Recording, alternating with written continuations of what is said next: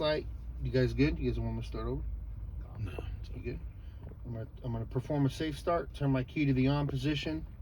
Looking for my ABS light to come on and off. ABS light went on, went off. Not gonna actually fire up the truck. All you guys have been good at that, so that's good. I'm gonna do my lighting indicators next. My left turn signal, I'm sorry, my right turn signal indicator is working. My left turn signal indicator is working. My high beam indicator is working. My four-way flasher indicators are both working. And my DEF indicator is working, even though on this truck we have a needle for the DEF gauge. Okay. My emergency equipment, I have my fire extinguisher secured to my bottom left. My 3 reflective triangles are underneath the bed. And my spare fuses are up in the glove box.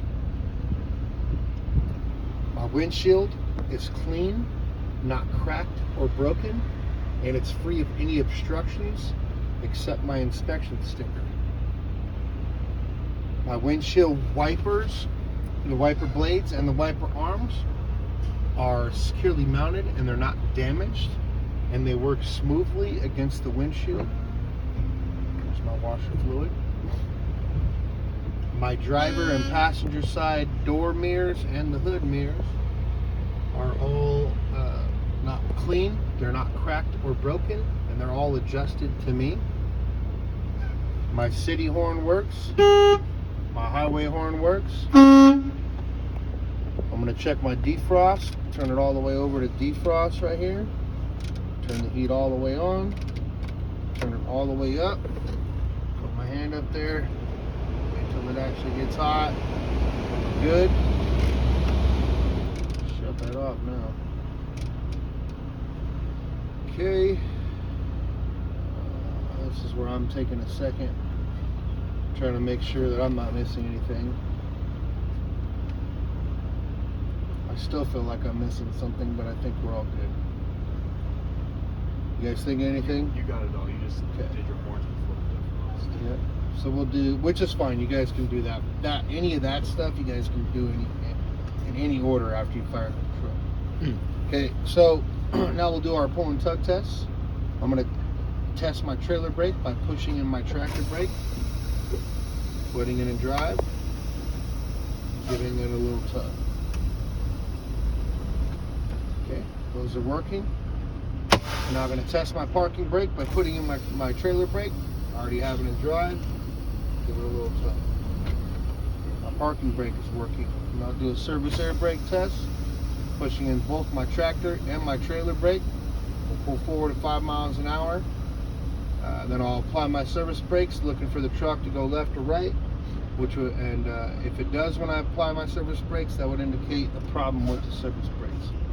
Just making sure there's Sean's not coming in or nothing. We're good. 5 miles an hour. Apply my service brakes. Truck didn't sway from the left or the right, which would have indicated a problem with the service brakes.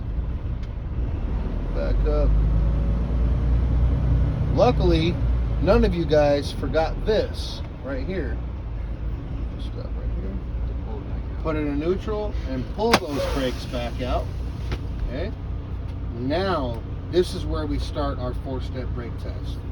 And if you guys look, my air pressure is barely sitting over 100. So we're going to go into step 1. I'm going to build up my primary and secondary air pressure gauges to governor cutoff between 100 to 125 psi. So I'm going to bring up my RPMs and I'm going to listen for my air governor to cut off.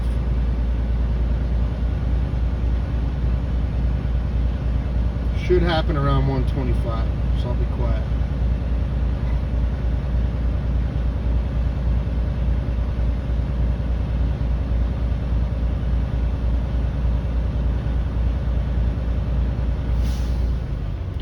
That was my air governor. Now I'm going to move on to step 2. I'm going to shut off the truck, turn the key back to the on position. Notice how I'm articulating everything and then doing it. So shut the truck off, turn the key back to the on position, looking for my ABS light to come on and go off.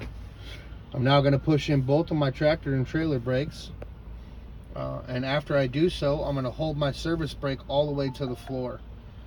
Once I do that, I'll be looking for my air pressure to stabilize, like my needles to actually stop moving, and I'll make sure that my air pressure or my air valves here stop hissing as well. Once all that happens, I'm going to start my timer for 60 seconds, and I shouldn't lose more than 4 psi in those 60 seconds. Okay, so push those in, put my pedal all the way to the floor, looking for my air pressure to stabilize and those to stop hissing. Since we're actually hooked to a decent trailer, we're doing it. And I'll start my timer right there because those have stopped moving. If you got to take your other foot and come over here and hold it for those 60 seconds, then do it. Remember, we got the timer here. I got a stopwatch in every truck now.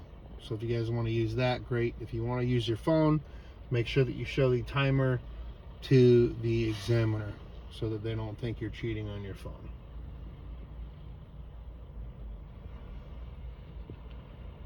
Notice how the needles have still not moved. That's what we're looking for. It's very important to keep your foot on that pedal, even if you got to hold it with the other foot, so that way you don't actually accidentally bring it up and then have to push back down. You'll lose air pressure there. So we got about 10 seconds left. Once your 60 seconds is up, you want to say this. Okay, my 60 seconds is up, and I did not lose more than 4 psi in those 60 seconds. I'm now going to fan my brakes down to around 60 psi, at which point my low air warning signal and buzzer should come on.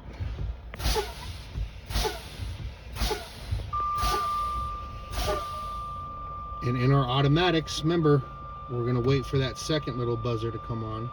So I'm just holding my foot on the brake. Should be about, there it is.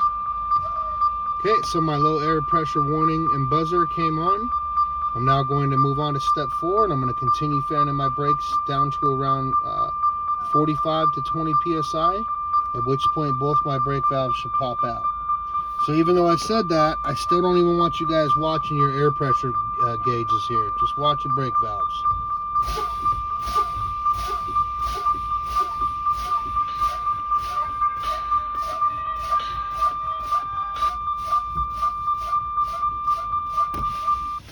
And they both popped. Turn that key off. We'll go outside. We'll finish the rest.